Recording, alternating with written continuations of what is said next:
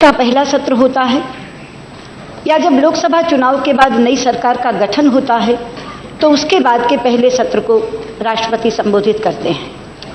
आप स्वयं 8वीं बार की सांसद हैं, आडवाणी जी बहुत वरिष्ठ सांसद यहाँ बैठे हैं और भी अन्य ऐसे अनेक सांसद हैं जिन्होंने इस तरह के अभिभाषणों को अनेक बार सुना है, पढ़ा है और उस पर चर्चा भी की है। लेकिन आज मैं ये कहना चाहूंगी कि इस राष्ट्रपति अभिभाषण की आभा निराली है। कुछ लोग पूछ सकते हैं कि आप इसे निराला कैसे कहती हैं। मैं आपको आपके माध्यम से बताना चाहूंगी कि महाभारत का एक प्रसंग है। जब युद्ध समाप्त हुआ तो धर्मराज युधिष्ठिर भीष्म पितामह के पास पहुंचे। वो शरों की शैया पर लेटे थे। उन्होंने हाथ जोड़कर प्रणाम किया और कहा, पितामह आप हमें सफल शासन के सूत्र बताइए। तो पहला सूत्र पितामह ने बताया कि सुनो युधिष्ठिर, कभी अतीत को कोस कर अपनी जिम्मेदारी से बरी मत होना।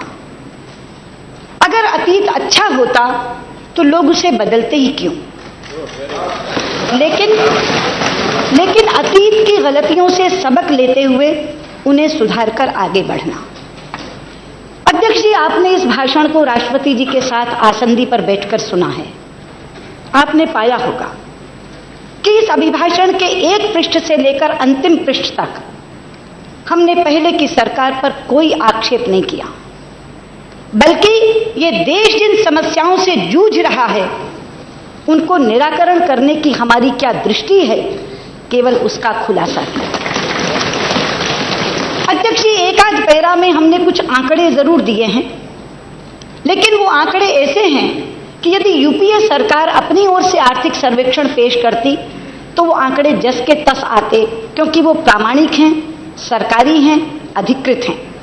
अगर उन आंकड़ों को ये साथी अपने पर आक्षेप मानते हैं तो फिर मुझे जनकवि दुष्यंत की वो 2 पंक्तियां जिनमें उन्होंने व्यंग्य किया है वो कहनी होंगी कि मत कहो आकाश में कोहरा घना है, ये किसी की व्यक्तिगत आलोचना है।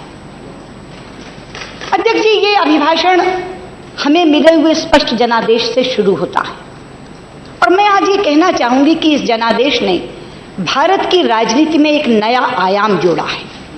ऐसा नहीं है कि ऐसे जनादेश पहले नहीं आए, इससे भी बड़े बड़े आए।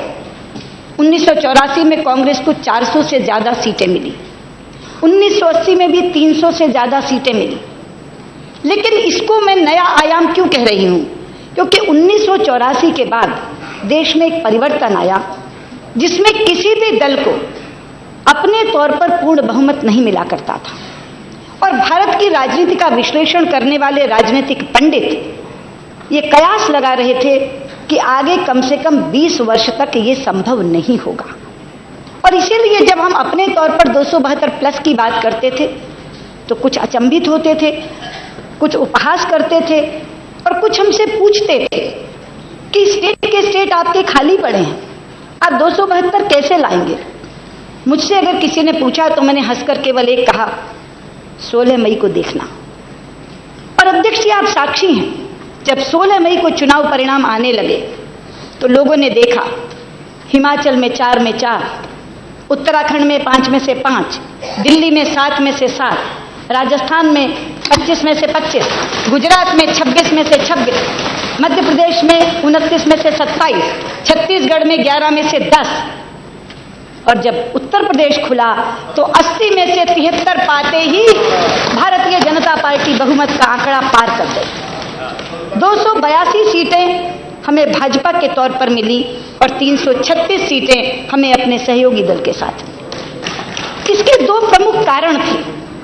पहला कारण था कि लोगों में सरकार के प्रति गुस्सा था और दूसरा कारण था कि श्री नरेंद्र मोदी के नेतृत्व में भारतीय जनता पार्टी को लोगों ने विकल्प के रूप में स्वीकार कर लिया और इसीलिए जात पात की दीवारें ढह गई, उम्मीदवार गौण हो गए और लोगों ने लाखों लाख के अंतर से हम लोगों को जिताया।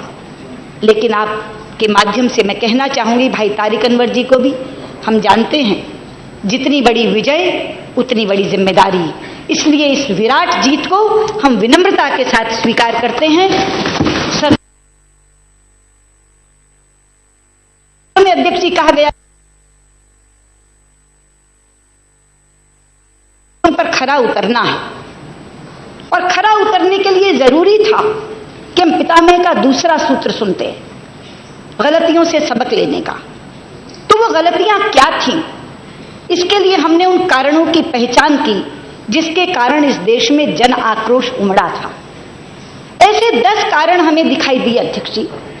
पहला कारण था महंगाई की मार, दूसरा कारण था घोर भ्रष्टाचार, तीसरा कारण था घोटालों की भरमार, चौथा कारण था किसानों का हाहाकार, पांचवां कारण था बंद कारोबार, छठा कारण था मंद व्यापार, सातवां कारण था युवा बेरोजगार, आठवां कारण था किसानों से महिलाओं से दुराचार, और 9वां कारण था संस्थाओं से दुर्व्यवहार, और 10वां कारण था अध्यक्ष जी सैनिकों के साथ सीमा पर अत्याचार।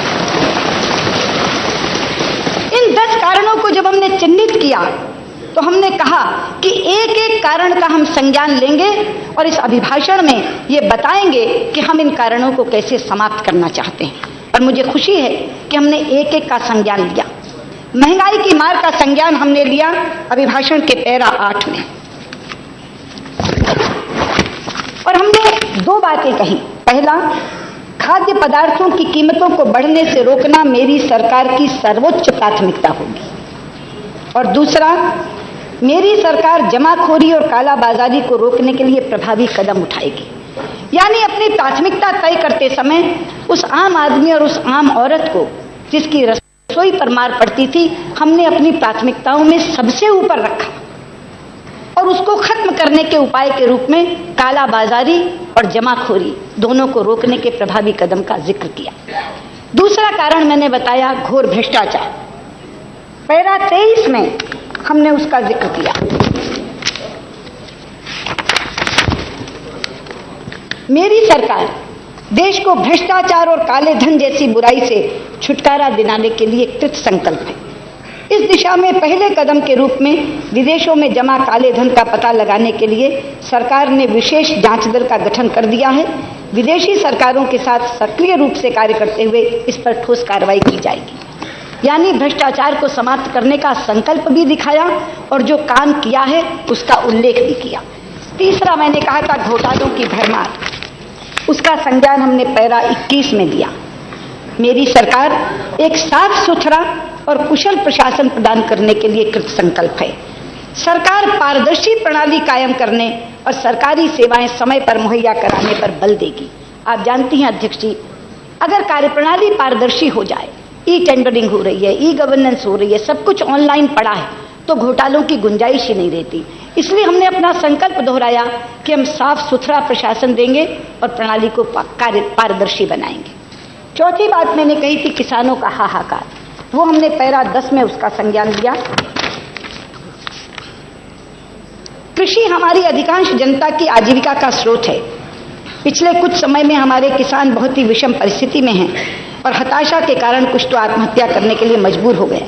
मेरी सरकार इस दुर्भाग्यपूर्ण हालात को पूरी तरह बदलने के लिए प्रतिबद्ध है। वैज्ञानिक तरीके और कृषि प्रौद्योगिकी अपनाकर खेती को लाभकारी उद्यम में बदलने के लिए उपाय किए जाएंगे। अध्यक्ष जी, आप जानती हैं, अपने यहां कहा जाता था उद्यम खेती मध्यम बाण। जितने भी पेशे हैं उनमें सबसे ऊपर खेती को माना जाता था, लेकिन आज हालत ये गई कि खेती लाभ का धंधा रही नहीं। लोग खेती से पलायन कर रहे हैं। आंध्र प्रदेश के किसान क्रॉप हॉलिडेज की घोषणा कर रहे हैं, क्योंकि जितना उन्हें मिलता है वो लागत से कहीं कहीं कम है। इसलिए ये बहुत ज्यादा जरूरी है कि इन आत्महत्याओं को रोकने के लिए, खेती को लाभ का उद्यम बनाने के लिए हम कुछ करें। तो हमने दोनों बातें कही। हमने अपनी प्रतिबद्धता भी जताई किसान को इस विषम परिस्थिति से निकालने की, और हमने ये भी कहा कि हम वैज्ञानिक और प्रौद्योगिकी का इस्तेमाल करके इसको वापस लाभ का उद्यम बनाएंगे। पांचवी बात मैंने कही थी बंद कारोबार, उसका संज्ञान हमने पैरा 26 में दिया। मेरी सरकार एक ऐसा नीतिगत वातावरण तैयार करेगी जिसमें स्थायित्व हो और जो पारदर्शी तथा निष्पक्ष हो। व्यवसाय करने को आसान बनाने के लिए सुधार किए जाएंगे। अध्यक्ष जी, आप स्वयं साक्षी हैं इस बात की कि पुराने 5 वर्षों से ऐसे लगता था जैसे देश ठप हो गया है, कुछ चल नहीं रहा था। लेकिन हमारे सामने ये चुनौती है इस ठप देश को खड़ा करने की, खड़ा करके चलाने की और चलाने के बाद दौड़ाने की। और मुझे खुशी है कि जो 3 मंत्र हमारे प्रधानमंत्री ने रखे, स्किल, स्केल और स्पीड, जिसका जिक्र इसमें भी आया है, उसके माध्यम से हम इस देश को खड़ा भी करेंगे, चलाएंगे भी और बहुत जल्दी दौड़ाएंगे भी। इसका एक अभिप्राय इस अभिभाषण में दिया गया। 5वां मैंने कहा था मंद व्यापार, उसका संज्ञान हमने पैरा 29 में दिया है। वैश्विक व्यापार में अपनी भागीदारी को बढ़ाने के लिए कार्य पद्धतियों को सरल बनाया जाएगा और व्यापार ढांचा मजबूत किया जाएगा ताकि कारोबार संचालन, समय तथा लागत में कमी लाई जा सके। आप जानती हैं अध्यक्ष जी के व्यापार का सीधा रिश्ता किसान की खुशहाली से होता है और व्यापार का सीधा रिश्ता उद्यमी की खुशहाली से होता है। अगर आपका मैन्युफैक्चरिंग सेक्टर खुश है तो व्यापार खुश है, अगर किसान की जेब में पैसा है तो व्यापार खुश है। और उन दोनों के हालात बदलने के लिए हमने कहा है कि हमारा व्यापार जो आज मंद है वो केवल भारत में ही नहीं बढ़ेगा बल्कि वैश्विक व्यापार में हम प्रतिस्पर्धा लाने के लिए तैयार हैं। इसका उल्लेख उसमें अभिभाषण में किया गया है। 7वां मैंने कहा था युवा बेरोजगार, उसका संज्ञान हमने इसके पैरा 12 में लिया। हमने कहा है कि मेरी सरकार केवल युवा विकास की संकल्पना की बजाय युवा संचालित विकास व्यवस्था प्रदान करेगी। और हमने कहा है कि मेरी सरकार हर हाथ को हुनर के उद्देश्य से औपचारिक शिक्षा और कौशल विकास के बीच की बाधाओं को दूर करने का प्रयास करेगी। मेरी सरकार हुनरमंद भारत के लक्ष्य से नेशनल मल्टी स्किल मिशन भी शुरू करेगी।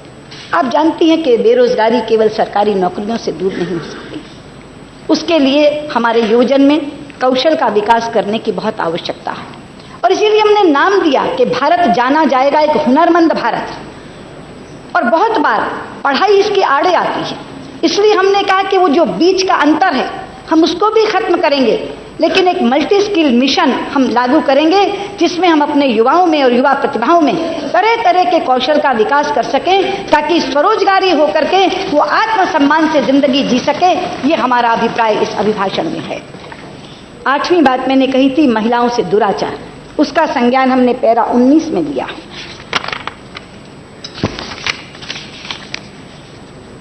मेरी सरकार समाज के विकास और राष्ट्र की समृद्धि में महिलाओं की महत्वपूर्ण भूमिका को स्वीकार करती है। वो संसद और राज्य विधानसभाओं में महिलाओं को 33% आरक्षण उपलब्ध कराने के लिए वचनबद्ध है। बेटी बचाओ और बेटी पढ़ाओ की प्रतिबद्धता के साथ मेरी सरकार बालिका को बचाना और उसकी शिक्षा के लिए व्यापक जन अभियान आरंभ करेगी। मेरी सरकार महिलाओं के विरुद्ध हिंसा को बिल्कुल सहन नहीं करने की नीति अपनाएगी और उसके प्रभावी कार्यान्वयन के लिए दांडिक न्याय प्रणाली को समुचित रूप से मजबूत किया जाएगा।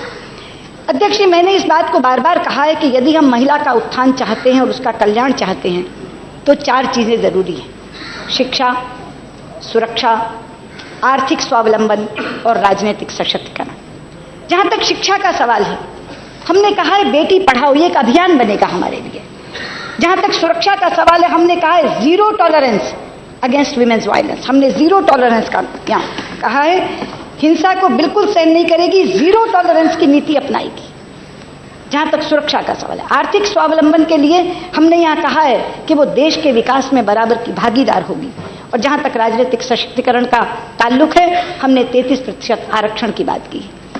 अध्यक्ष जी, महिला सशक्तिकरण की बात तो बहुत पार्टियां करती हैं, लेकिन हमने पिछले 1 महीने में इसको कर दिखाया है। गुजरात में मुख्यमंत्री का पद खाली हुआ, हमने एक महिला मुख्यमंत्री को वो पद दिया।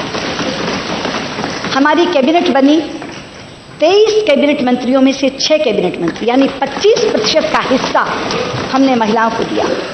एक महिला ने ये स्पीकर का पद खाली किया, हमने आप जैसे गरिमामय व्यक्तित्व को इस पर सुशोभित किया।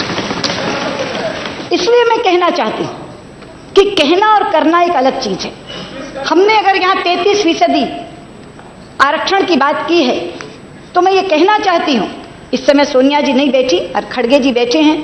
खड़गे जी, आपकी पार्टी ये विधेयक राज्यसभा में लेकर आई थी और हमने समर्थन किया था।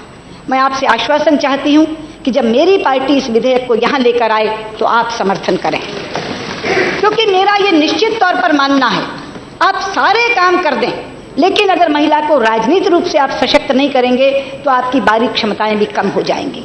इसलिए 33% का आरक्षण का विधेयक पास करने वाली ये 16वीं लोकसभा होनी चाहिए। बहुत सी लोकसभाएं किसी न किसी मील के पत्थर विधेयक के लिए जानी जाती हैं और ये 16वीं लोकसभा मील का पत्थर विधेयक महिला आरक्षण का पारित करे। इसके लिए मैं तमाम साथियों से निवेदन करती हूं, क्योंकि जितने इधर बैठे हैं ये सब अलग अलग से कह चुके हैं कि महिला आरक्षण के पक्ष में हैं। तो हमने जो करके दिखाया है ये भी हम करके दिखाएंगे कि 16वीं विधानसभा में महिला आरक्षण विधेयक पारित करा के हम 33% का आरक्षण संसद और विधानसभाओं में उन्हें देने का काम करें। बहुत धन्यवाद। 9वीं बात मैंने कही थी संस्थाओं से दुर्व्यवहार, उसका संज्ञान हमने पैरा 20 में दिया है। भारत संघीय व्यवस्था वाला देश है, परंतु काफी वर्षों से इसकी संघीय भावना को कमजोर किया गया है। राज्यों और केंद्र को सामंजस्यपूर्ण टीम इंडिया के रूप में काम करना चाहिए। राष्ट्रीय मुद्दों पर राज्यों के साथ सक्रियता से कार्य करने के लिए मेरी सरकार राष्ट्रीय विकास परिषद, अंतरराज्यीय परिषद जैसे मंचों को पुनः सशक्त बनाएगी। अध्यक्ष जी, संघीय ढांचा इस देश के संविधान का मूल प्राण है। इसी तरह से संस्थाएं सीवीसी, सीएजी, सीबीआई ये वो लोकतंत्र के खंभे हैं जिन्हें निष्पक्षता से काम करने का अधिकार होना चाहिए। और संघ और राज्यों के बीच में टकराव इस देश के लोकतंत्र के लिए बिल्कुल भी अच्छा नहीं है। इसलिए हमने कहा है कि ये जो परिषदें बनी हैं हम इनका पुनर्गठन करेंगे और इनको एक सशक्त टीम इंडिया के रूप में खड़ा करेंगे। 10वां बिंदु मैंने कहा था सैनिकों के साथ अत्याचार, उसका संज्ञान हमने पैरा 42 में दिया है।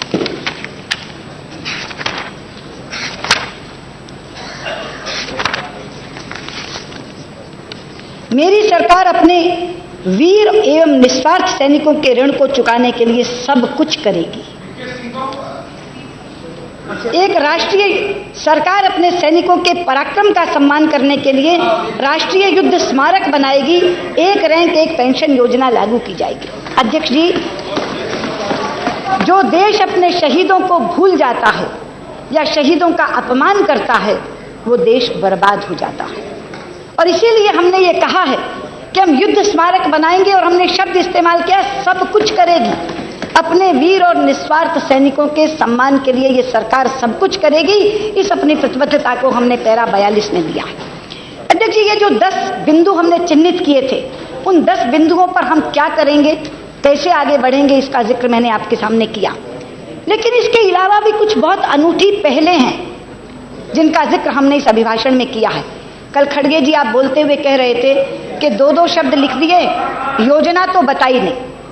आप बहुत वरिष्ठ सांसद हैं, सरकार में भी रहे हैं, आप ये जानते हैं कि राष्ट्रपति अभिभाषण के बाद बजट आता है और ये परंपरा है कि राष्ट्रपति अभिभाषण में केवल दिशा दिखाई जाती है, बजट में योजनाएं लाई जाती है और उन योजनाओं को अमली जामा पहनाने के लिए राशि भी आवंटित की जाती है।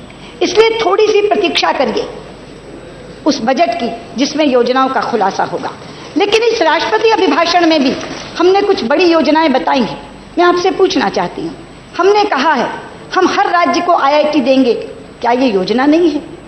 हमने कहा है हम हर राज्य को IIM देंगे, क्या ये योजना नहीं है? हमने कहा है हम हर राज्य में एम्स जैसे अस्पताल का निर्माण करेंगे, क्या ये योजना नहीं है? हमने कहा है हम विश्व स्तरीय सुविधाओं से लैस 100 नए शहर बनाएंगे, क्या ये योजना नहीं है? हमने कहा है कि स्वर्णिम चतुर्भुज राजमार्गों जैसी योजना के तर्ज पर हम रेल का एक हीरक चतुर्भुज बनाएंगे, क्या ये बड़ी योजना नहीं है? और हमने कहा है कि हम गंगा का पुनरुद्धार करेंगे, क्या वो बड़ी योजना नहीं है? खड़गे जी, आपको जरा बताना था, ये पूरे बोल देते थे, आपको इतनी तकलीफ नहीं होती थी एक्सप्लेन करने में। अध्यक्ष जी,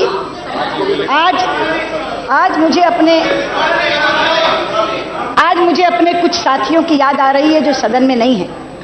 समाजवादी पार्टी के रेवती रमन सिंह, वामपंथी प्रबोध पांडा और मेरे साथी शाहनवाज हुसैन। कोई सत्र ऐसा नहीं बीता जिसमें इन तीनों को लेकर मैं प्रधानमंत्री जी के पास ना गई हूं गंगा के पुनरुद्धार के लिए। हम बार बार एक कहते थे बात प्रधानमंत्री जी गंगा को अविरल और निर्मल बहने दो। लेकिन आज मुझे खुशी है कि हमने गंगा पुनरुद्धार का अलग मंत्रालय स्थापित किया है। क्यों? क्योंकि गंगा हमारे लिए नदी नहीं है, गंगा हमारे लिए मां है। और मुझे खुशी है ये बात कहते, जो सांसद उस दिन केंद्रीय कक्ष में बैठे होंगे, जब जापान के प्रधानमंत्री आए थे तो उन्होंने बोलते हुए गंगा पर The other rivers also वो the है, same thing. Kaveri आप देखिए। and Maharaj, I Please request sit down, I'll you to stay. consider that. जल संसाधन, एक मिनट, थम्बी दुरई जी, मंत्रालय है जल संसाधन नदी विकास और गंगा पुनरुद्धार। एक मिनट, उस मिनिस्ट्री का नाम है, हमने जो मंत्रालय आ गया वो समझ गए ना, वो मान गए। मंत्रालय का नाम ही है, मंत्रालय का नाम है जल संसाधन नदी विकास और गंगा पुनरुद्धार। इसलिए गंगा को हमने एक अलग महत्व दिया है। गंगा को हमने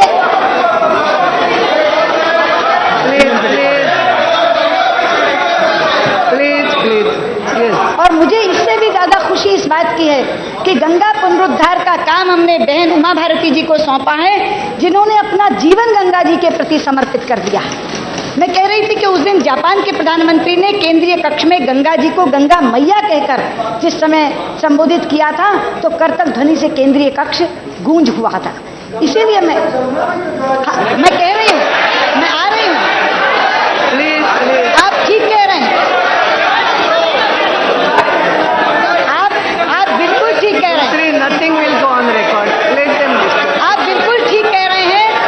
हिंदुस्तान, देखिए, Please. आप बिल्कुल ठीक कह रहे हैं। हिंदुस्तान की तहजीब को आप लोग प्लीज, आप लोग चुप रहिए ना, आप लोग क्यों बोलते हैं? हिंदुस्तान की तहजीब को गंगा जमुनी तहजीब कहा जाता है, इसलिए मैं बिल्कुल सही आपने बात कही है। हम गंगा जमुनी तहजीब के लिए, जब हमने कहा ना कि सारे नदी विकास, लेकिन गंगा के लिए चूंकि अलग महकमा बना है, इसलिए मैंने उसका जिक्र किया गंगा पुनरुद्धार का। अध्यक्ष जी, कल खड़गे जी ने बोलते हुए कहा कि कुछ नहीं है, ये तो मार्केटिंग की सफलता है और अगर किसी को सीखना है तो मार्केटिंग बीजेपी से सीखे। खड़गे जी, मैं आपको बताना चाहती हूँ, मार्केटिंग का एक बुनियादी सिद्धांत है, प्रोडक्ट अच्छा होना चाहिए। अगर प्रोडक्ट अच्छा नहीं होगा तो मार्केटिंग हो ही नहीं सकती। अगर प्रोडक्ट अच्छा नहीं होगा तो मार्केटिंग हो ही नहीं सकती। Please, सुषमा जी. मार्केटिंग की कोशिश आपने भी की, लेकिन हमारा प्रोडक्ट जनता के मन को भा गया, इसलिए ये मार्केटिंग की सफलता नहीं, प्रोडक्ट की विशेषता है। अध्यक्ष जी, अब मैं विदेश नीति पर थोड़ी बात करना चाहूंगी। पैरा 43 में हमने उसका जिक्र किया है और 3 शब्दों का इस्तेमाल किया है। मेरी सरकार एक सशक्त, आत्मनिर्भर तथा विश्वास से भरपूर भारत का निर्माण करने और देश को राष्ट्रों के समुदाय में उसका सही स्थान दिलाने के लिए वचनबद्ध है। मैं स्वयं इस विभाग को देख रही हूं और मैं कह सकती हूं आपसे कि रातों रात दुनिया में भारत का महत्व बढ़ गया है। जो अखबारों में खबरें छपती थी इंडिया सक्सेस स्टोरीज ओवर, अब उनको लगने लगा है नहीं, भारत की संभावना वापस लौटी है, भारत का पोटेंशियल वापस लौटा है। और मैं आपसे बताऊं, भारत में कौन सबसे पहले आए, भारत के प्रधानमंत्री कहां सबसे पहले जाएं, इसके लिए एक दौड़ लगी हुई है और ये एक शुभ संकेत है, क्योंकि बाकी के देश हमारी प्रगति में भागीदार बनकर अपनी प्रगति भी करना चाहते हैं और हम इस शुभ संकेत का सूत्र पकड़कर आगे बढ़ेंगे और अंतर्राष्ट्रीय समुदाय में भारत की नाक ऊंची करेंगे, ये हमारी प्रतिबद्धता है।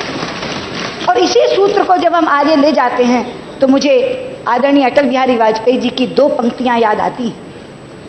उन्होंने स्वयं बोली थी, स्वप्न देखा था कभी जो आज फिर धड़कन में है, एक नया भारत बनाने का इरादा मन में। अध्यक्ष जी, उस नए इरादे को बनाने का ही संकल्प इस अभिभाषण में लिया गया है और मैं आपके माध्यम से देश को विश्वास दिलाती हूं कि देश की जनता का आशीर्वाद लेते हुए और हमारे तमाम विपक्षी साथियों का सहयोग लेते हुए हम इस इरादे को पूरा करेंगे। और यही विश्वास दिलाते हुए राजीव रूड़ी जी ने जो प्रस्ताव कल रखा था उसका समर्थन करती हूं। बहुत बहुत धन्यवाद। श्री मुलायम सिंह जी।